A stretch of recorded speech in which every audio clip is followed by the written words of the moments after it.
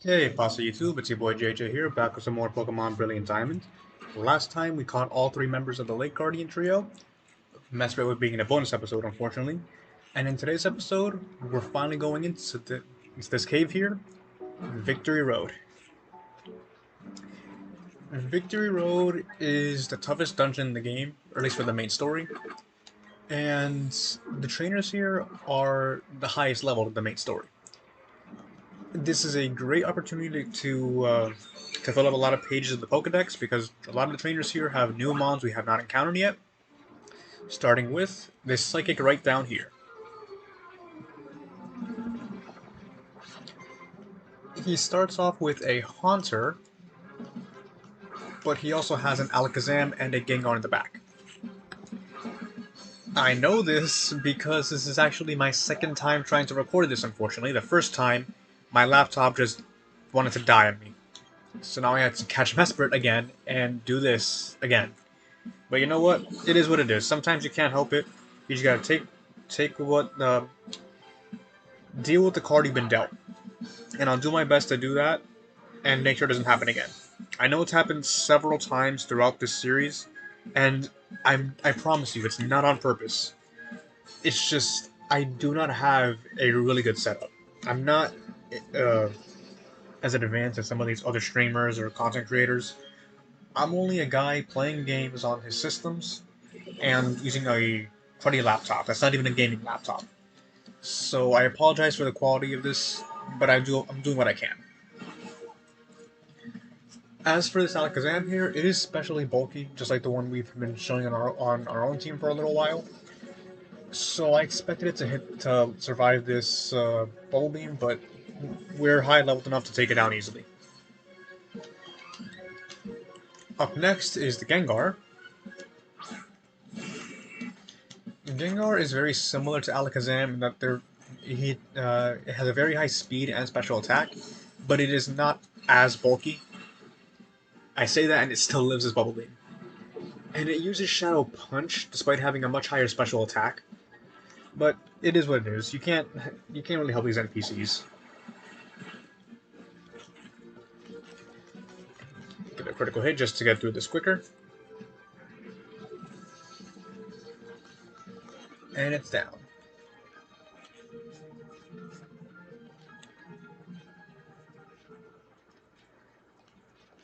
I'm going to be switching out to Garchomp up front because the next trainer up ahead is a Bird Keeper who starts off with a rather bulky Noctowl. But up here is TM41 Torment. Torment is a Dark-type move that prevents the target from using the same move twice in a row. It's situational and really uncommon and competitive from what I've seen, but it is a useful move when in using the right situation. Here's the Bird Keeper I was talking about.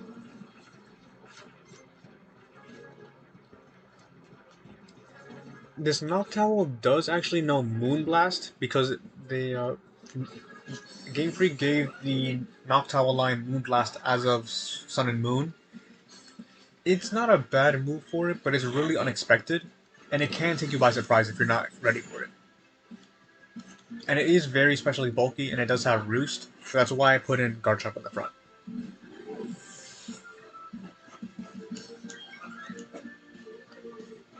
And Staraptor. I think we can put Manaphy back up.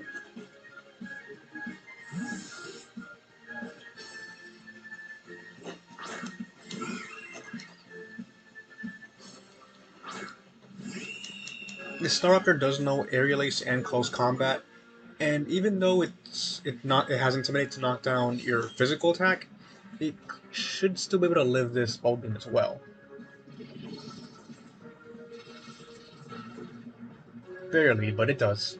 And there's a Close Combat. I'm surprised we just tanked that as easily as we did. I mean, granted, Manaphy does have base 100 stats across the board, so I guess that's kind of to be expected. But we do have to heal, unfortunately, but it's fine. We have plenty of healing items, and we still actually have those Moo Milks we got way earlier in the game. Level up on Garchomp.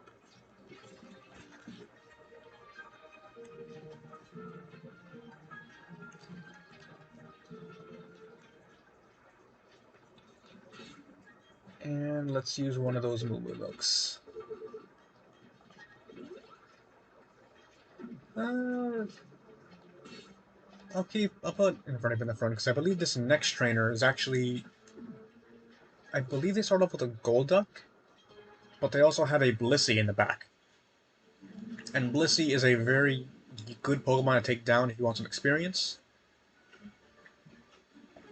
And I believe there's a hidden item here somewhere. Nope, I'm wrong. It is what it is, though. There's a lot of good items here that I do recommend getting, so keep your eyes peeled if you want those hidden items.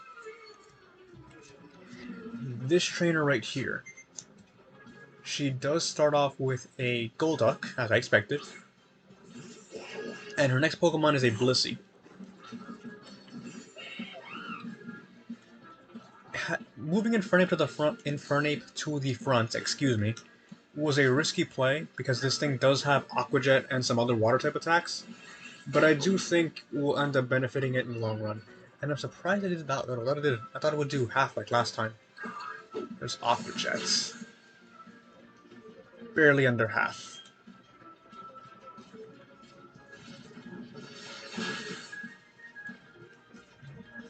Taking some heavy damage here, but Golduck is down, and Blissey should not be able to hurt us at all.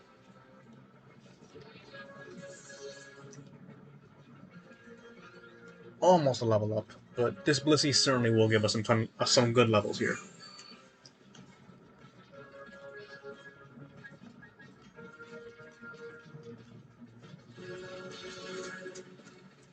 Man, is it satisfying to see that HP bar go down so fast.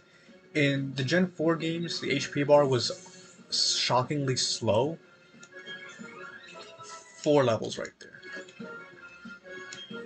Learning Calm Mind, I thought it would learn Flare Blitz at this level, but Infernape gets Flare Blitz much later in the mid to late 60s.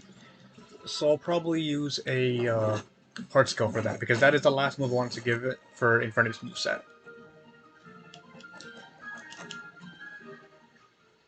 But I believe I was talking about something else, and I just now forgot what it was.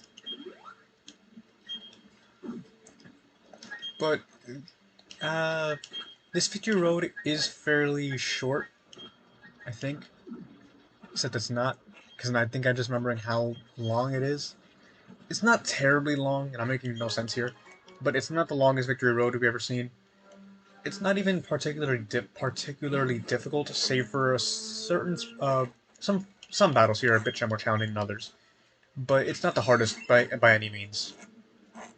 I would say the most difficult Victory Roads are probably Black and White for having a weird layout, Black and White 2 for being the longest, and probably Kalos for a mix of those two reasons. Over here, there are some puzzles, including Strength and Rock Smash Rocks, as well as these slopes we've seen before. There's nothing that's too difficult per se, but it can be a little bit tricky. In the old games, it was much more difficult because you need to have momentum, unlike these games. So, if you're playing the DS games, it can be a bit frustrating to go through this area. But, as I said earlier, this place is a good way to fill up pages in your Pokedex, especially for Pokemon that you haven't seen yet. This trainer here has 2 Pokemon we have not seen, but I forgot what he starts with. And he is required as well.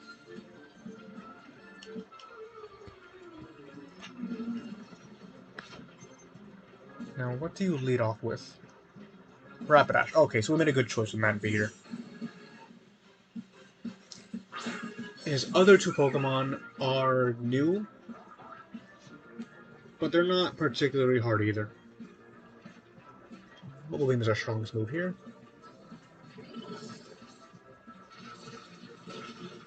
And Rapidash goes down easily.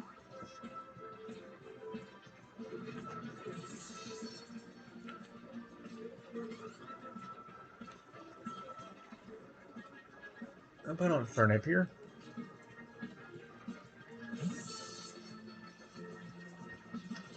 And as you just saw, this trainer is sending out a Carnivine.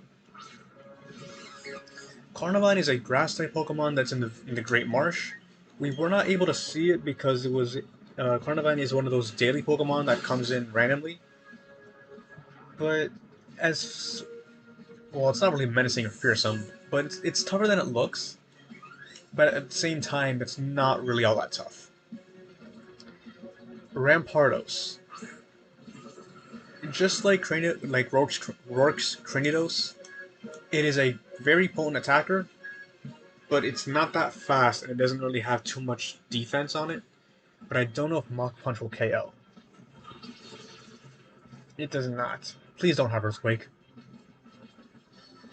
Headbutt, okay. Yeah, that's an unboosted Headbutt. And Headbutt is still a basic move. So yeah, Rampardos does damage, and when it evolved from Cranidos in this game, it gets Swords Dance, which is scary. But we made it through that okay, and we got to level up on a Roserade.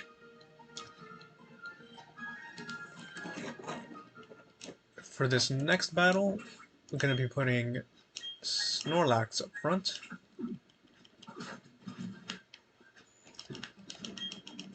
Because this next trainer up here, or down here, I should be saying, is another required trainer who will see you regardless of how far away you are. I mean, she's required. And she leads off with a Clefable. In the old games, Clefable was a normal type, but as of X and Y, they turned into a fairy type. And Snorlax here is the only Pokemon we currently have with a steel type move. Cosmic Power might help it live. Snorlax should still do some big damage here, though. Still gets the Oko. That's my boy.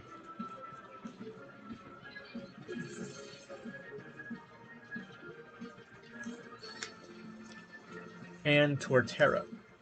Torterra is the final evolved form of Turtwig, which we've seen Dawn use. It is a grass ground type, so even though Infernape could beat it with fire type moves, it has Earthquake and it can kill us rather easily. Aside from those two stab moves, it also has Crunch, which should not be doing too much damage to us. This is why I went out to Harshcrow here. Woodhammer. Yeah, even when it was resisted, it still did that much. Torterra is really just that strong. It's slow, but it has really good power behind it. If you did not pick any of these two, or if you picked Infernape like me, you will eventually see all the final evolved starter forms, especially if you battle every single trainer. But I believe every Torterra and Napoleon are both in Victory Road. And for the next trainer coming up, I think we'll put Manaphy back up front. Manaphy should be good. You will unfortunately have to block this path, but we will be going down there later on. And fun fact actually, this veteran here, in the old DS games, he was not required.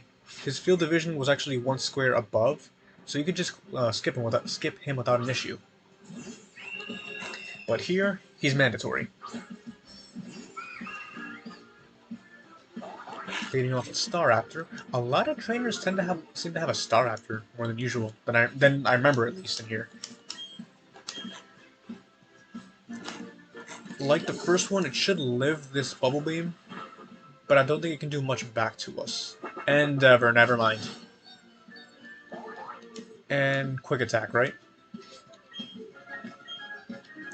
There's Quick Attack. And we're still living.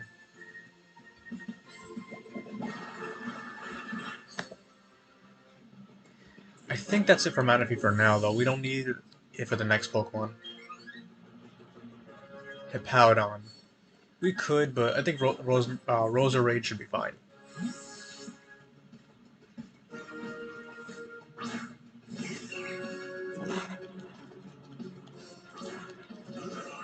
We are faster though because Hippowdon is rather slow, but it is very bulky and can do some good attacking power, with Earthquake at least. But never mind, Magical Leaf was more than enough.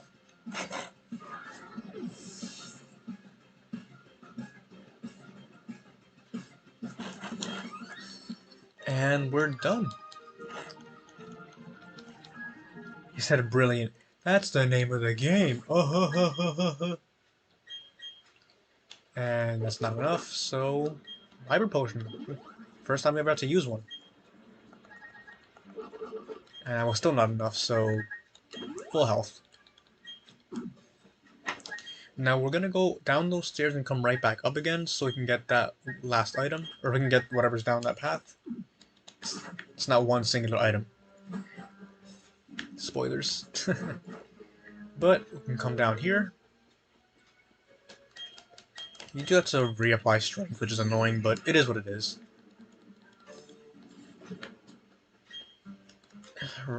Put up another repel. Over here there's more strength puzzles, but they're fairly simple.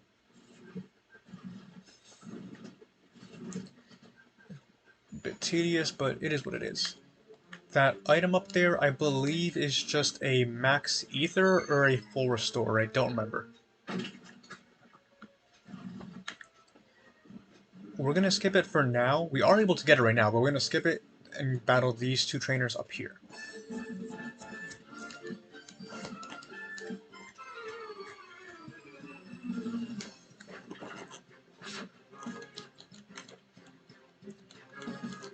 Whiscash and Staraptor. This is why I led with Manaphy and Roserade. Roserade is at a disadvantage with that Staraptor, but it's the only Pokemon we have that can cleanly take out that Whiscash. So it's a bit risky, but I think it will be worth it. Target a Staraptor, and Roserade can probably just eat this Whiscash for breakfast.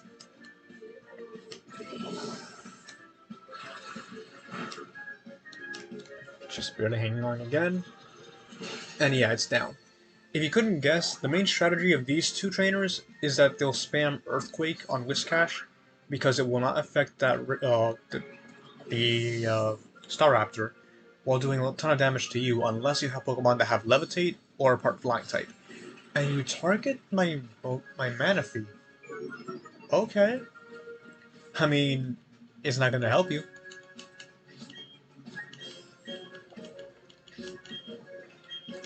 And we can just take it down.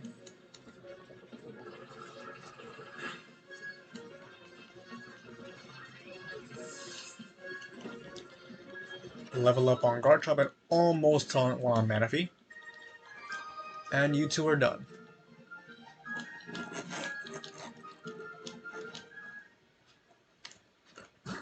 Past these two though are more slopes and TM71 Stone Edge.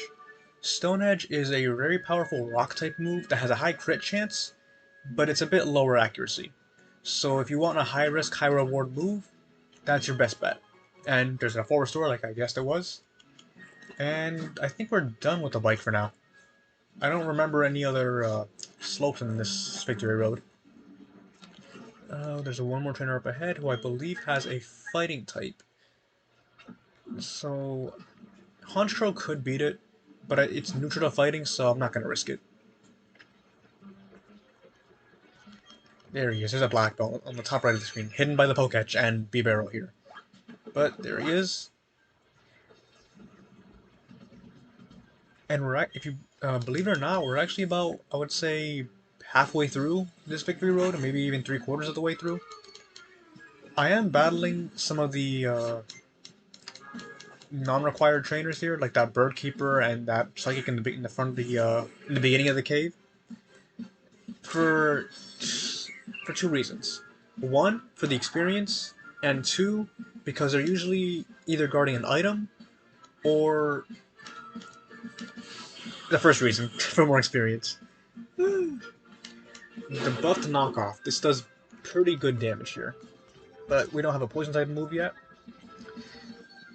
I could give Roserade the Miracle Seed, which I think we have now, But considering I am going to give her Sludge Bomb later on, I think it's worth keeping the moveset as it is now.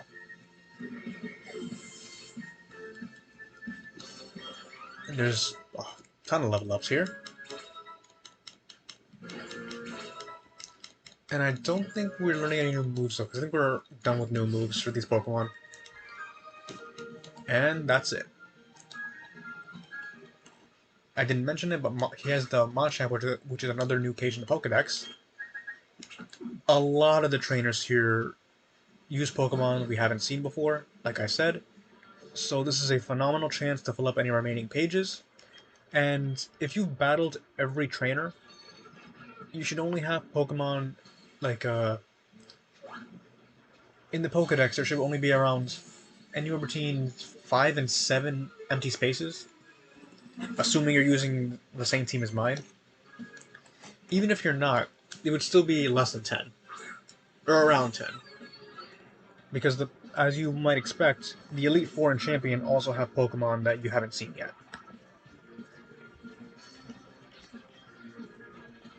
Anyway, this Psychic here has a Chingling in Victory Road. A baby Pokemon in Victory Road. Sad. But aside from that Chingling, whenever it wants to go down, and the minuscule experience we get, she also has a Chimecho. Chimecho is a Pokemon we have not seen yet, as I just said, and believe it or not, in Platinum I actually used one on one of my playthroughs. It was a very weird Pokemon to use, but it wasn't exactly bad. It was just... it lagged behind for sure, but it wasn't the worst thing in the world. So if you ever want to use a different Pokemon, I would honestly recommend Chimecho if you can get one.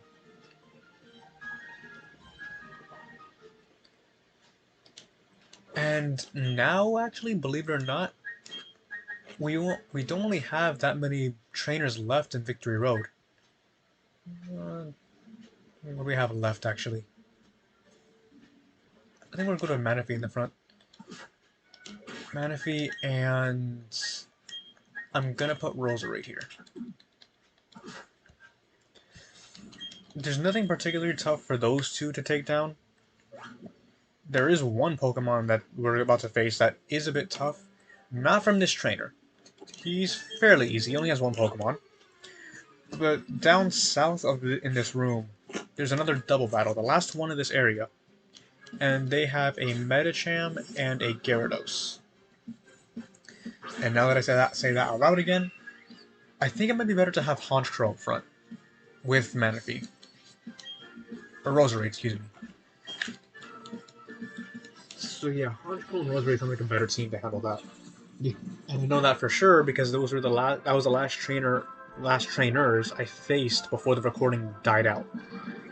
Which is annoying, but I'm doing it again here.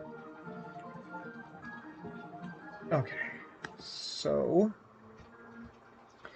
rearranging the team one more time. And let's do this again. Initially, I remember these two having a Rapidash and Lumineon, but that might be another Platinum thing.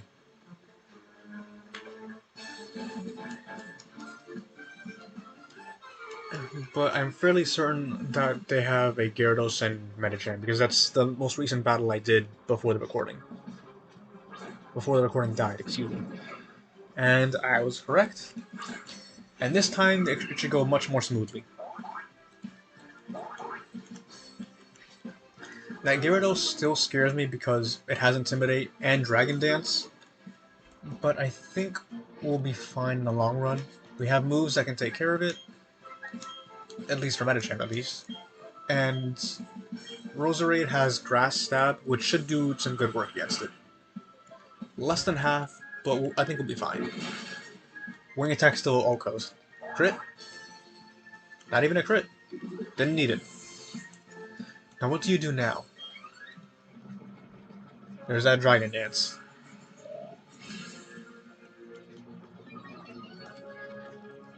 It does get a speed boost here, but I think we'll still outspeed. Or Roserade at least will. I'm not sure about Honchkrow since it is a bit slower. Slower than Murkrow, I mean. But now we doesn't outspeed. So we're good. We're in the clear.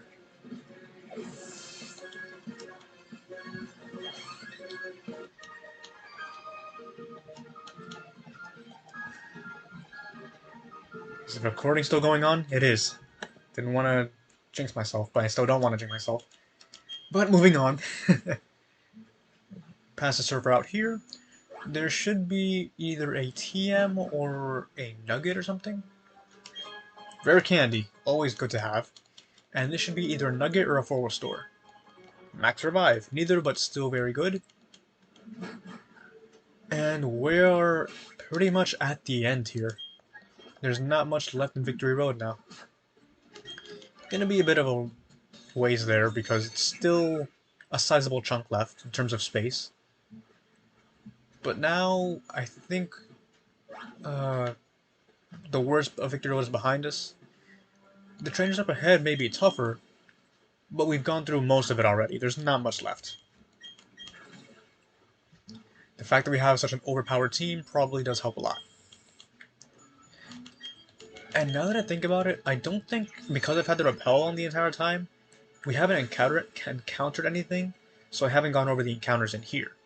Most of the Pokemon in this area are old ones we've already seen before.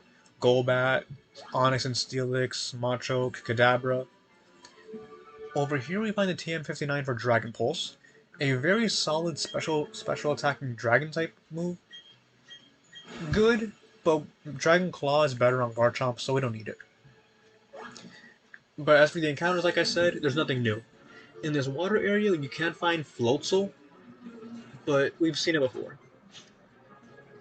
And unless you've gone into out-of-the-way areas, this is the first time you've ever seen a Dragon type, or at least Gibble, or Gabite.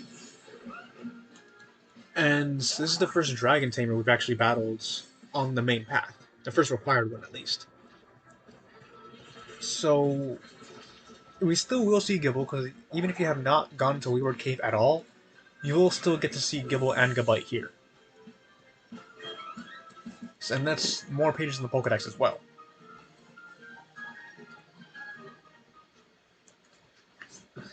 But that's the first Dragon Tamer out of the way. As I said, we will see Gibble in this cave as well, but we haven't actually seen that trainer yet because he's up here. And he's the last trainer we have to face, with this veteran being the second to last one. But before we face them, there's another cave over here, but this man won't let us pass. And the reason why is because the area behind him is post-game only. Even though we're more than strong enough to actually tackle what's behind there, at least in my opinion, he won't let us pass no matter what. Down this path, though, is a Razor Claw. I'm pretty sure you can actually get one earlier in the game, inside the Veilstone HQ for Team Galactic, but in case they moved that or removed it, this is the item you can use to evolve Sneasel into Weavile.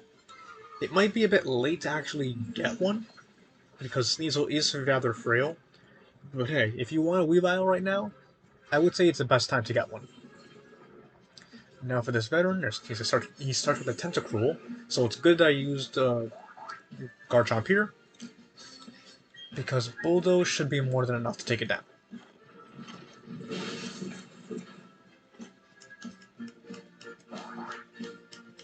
And I was correct. I believe this man also has an Napoleon as well. Golem. First time we've seen a Golem this playthrough. Bulldoze still beats it rather easily. Does have Sturdy though. Please don't explode. Are we gonna explode? Or Earthquake? Heavy Slam. That's fine. Golem's Heavy Slam can do damage, but it's not that heavy, so it should be fine. And his last mon should be Napoleon. Unnecessary crit is unnecessary.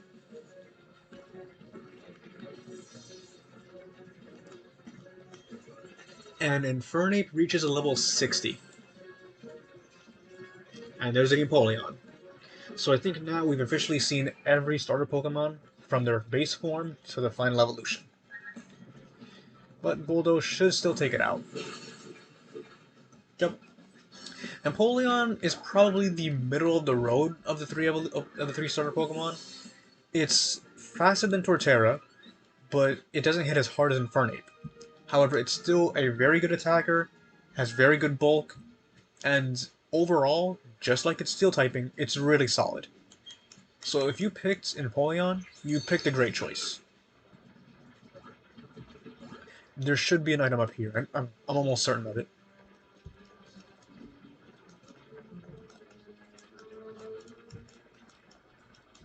I'm upset. Okay, but there are items up here though. This should be a TM, and I believe it's a TM for Dark Pulse. Yep, TM79 Dark Pulse. It would be a decent move for Honchkrow, and it still would be, because Honchkrow has respectable special attack. But I think because her physical attack is much higher, we don't really need it. But that should be everything we really need. So now we can finally move on to the last trainer of Victory Road.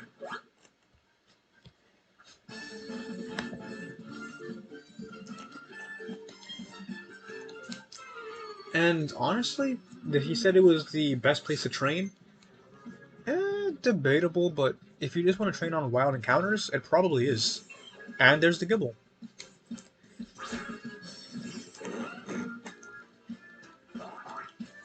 It's kind of weird seeing a Gibble in Victory Road. It is a pseudo-legendary, so I can kind of get it. But it's funny because Gibble, stat-wise, has lower base stats than the starter Pokemon.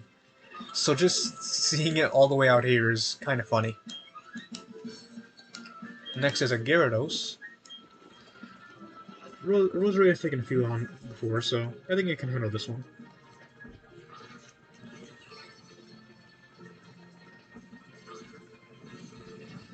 It should probably do the same moves though. Giga Drain, not Giga Drain. Yes, Gyarados has Giga Drain.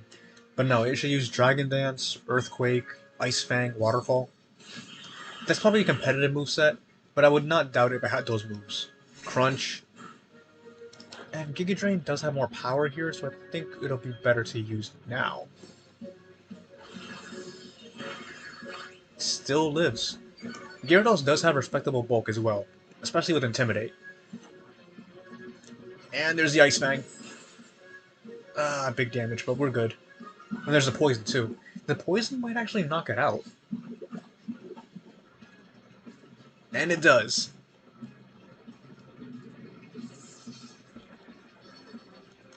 Nice level up on Garchomp there. And one last Gibble.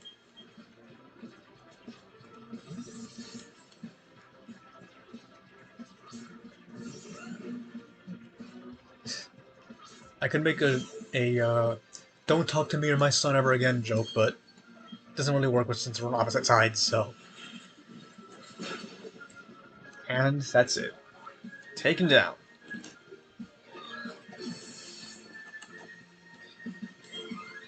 Just shy of a level on Rose right there. But with that trainer down, we've finally made our way here. I think we don't need our repel anymore, we're done here. We made our way to the end of Victory Road. Almost. Graveler, why? You know what? Roserade is just shy of a level, so why not? One last Pokemon to knock out before we get that level. Don't have Sturdy, please. It doesn't have Sturdy, thank goodness.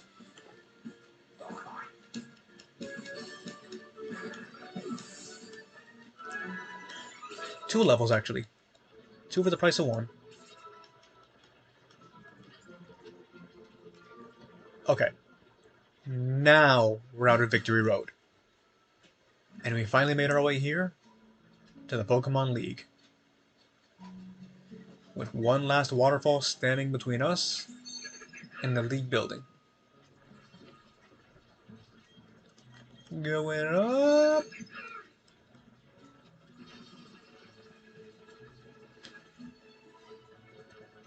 And we're finally here.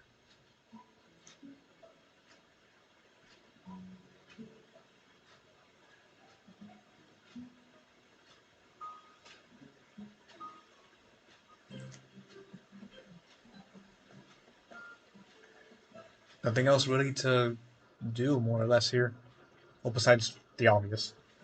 But even though we are pretty much the whole team's at level 60, I'm going to do a little bit of grinding off screen, give our team members the best moves possible, and then that's it.